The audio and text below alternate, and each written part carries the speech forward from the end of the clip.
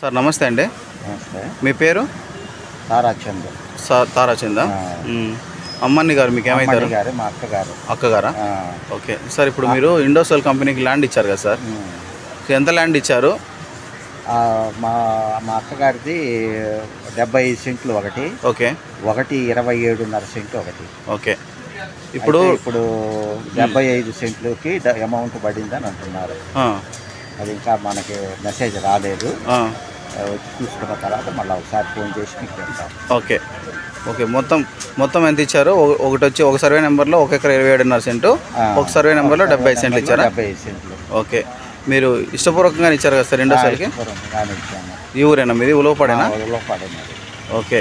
మీ ల్యాండ్లో ఏం పంటలు పండిస్తున్నారు ఇంతకుముందు?